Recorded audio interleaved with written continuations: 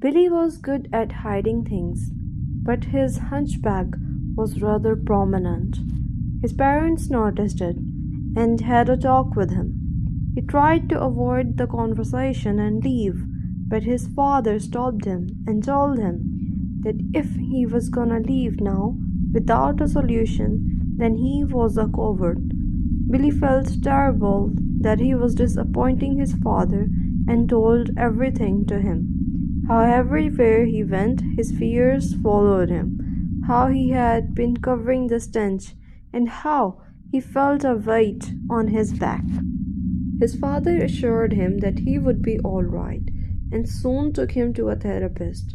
The therapist was the country's best one.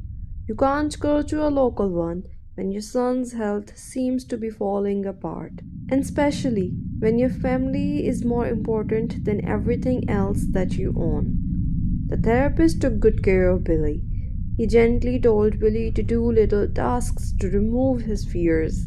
At first, he was hesitant, but constant assurance and gentleness got him to do them little by little. Tasks included him going out to dark alley, washing his hands while being assured that he would be stopped if he overdid it, and exercises that were supposed to help with his posture. The therapist knew how sometimes kids get wild imagination and made creative scenery.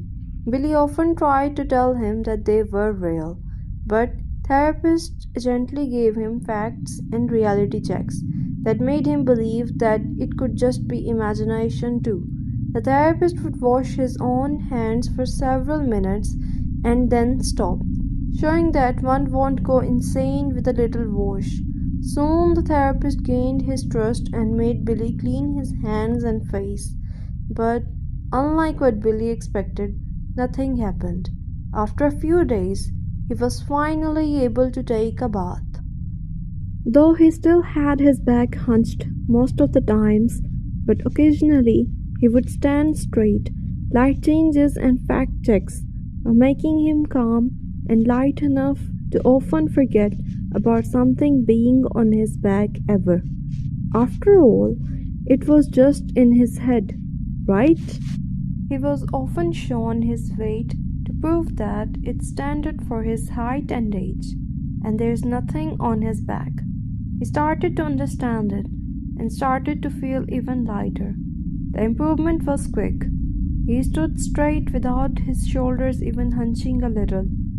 His posture became of a fine young man soon. His mother opened his curtains, and he didn't feel the fear of the ghost showing up at the window, but felt warm as the sunlight brightened his room. His father put the LED screen back on the wall. He was scared the first whole night. He kept staring at it, but when nothing happened for long hours, he calmed down. Maybe it was just a screen that lit up when you turn it on and showed colors. That's all it was. He firmly believed it and stopped worrying about it. His imagination was tamed rapidly. It wasn't running wild enough for him to see ghosts on fridges, shelves, wardrobes, or stairs. He would calmly walk in the dark. The boy on stairs was nothing but dark shadows now that could be easily ignored. His shirts, mobile wallpapers, and covers soon became like before too. He felt at ease as he wore his old colorful shirts instead of gore shirts. His mobile cover was back to classy matte black. Everything he changed to horror was back to what it used to be. All back to normal, just like before. Obsession was extreme, but it left Billy without giving him any harm permanently. He felt at ease as he walked past the dark stairs. He turned to look at it, and to his surprise, he saw the little ghost. He stared at it, waiting for it to vanish, but it didn't, and blankly stared at Billy. He ran from there as fast as he could. When he entered his room, all panting, he saw a ghost staring at him from his window. He drew his curtains back. He sat on the floor, breathing heavily. What was happening? Didn't he get rid of these imaginations? Or they weren't imaginations this time. He was pondering over it all when suddenly his LED screen lit up and a ghost appeared on it. Billy felt his blood run cold, but he got into fight and flight mode and used his baseball bat to destroy the LED screen. He kept hitting it until it was destroyed into small pieces. He stood there for a while, just staring at it, when he heard a noise from the kitchen. Clutching the bat, he walked towards the kitchen, and there it was, the ghost, sitting on the fridge. Billy went in shock this time. Seeing a thing on the screen can give a person courage to attack, but seeing a thing in real life always hits different, and thus Billy just stood there, frozen. The ghost jumped at him and was trying to bite him. Oh, how he swung that bat of his on Ghost's head.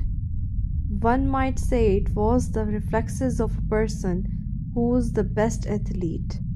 It didn't kill it, but the violent force made the ghost move away for enough time that Billy was able to rush to his room and lock the door. He sat on the floor, gasping for air. He could hear the ghost outside his room. He stayed still, just breathing. When he calmed down, as much as one can, given the situation, he looked down and realized that something liquidy was on his arm, which was yellow with slight veiny red texture. He probably got it from the ghost. With dread, he walked into his bathroom and started to clean his hand. He kept cleaning it, but for some reason it felt like it was never getting rinsed. For what felt like eternity, he rinsed his hand and slowly started to feel like whatever it was spreading all over. He was cleaning himself over and over again until he felt like his skin was burning from cleaning so much. He looked up in the mirror and felt like something was on his face too. He started to clean it. His eyes were closed when he felt something on his back. He quickly opened his eyes and looked in the mirror. He saw a ghost looking over his shoulder towards him through the mirror in a chilling, crooked smile. His breath hitched and he rushed out of the bathroom and closed the door. He was painting when he heard scratching noises from the door of the room and bathroom, and tapping noise from his window. He was trapped, nowhere to go to. He kept looking around, pondering what he should do to get out of this situation. He ran from them, attacked them, and yet here he was, still lost. His bravado didn't do him any good, and he was now cornered in his own room. A slow, light thing tugged at his shoulders, and suddenly it weighed a lot on his shoulders. He inhaled sharply and rushed towards the mirror. There, he saw a ghost sitting on his shoulder. It moved its skinny, unnaturally long fingers to his cheeks. Its nails were digging against Billy's cheeks, causing him to wince as it whispered, "It's been ages since someone manifested us hard enough to resurrect us. That's MisManifesting, isn't it, Billy?" It gave Billy a crooked smile as it wrapped its arms around him. And just like that, Billy vanished forever.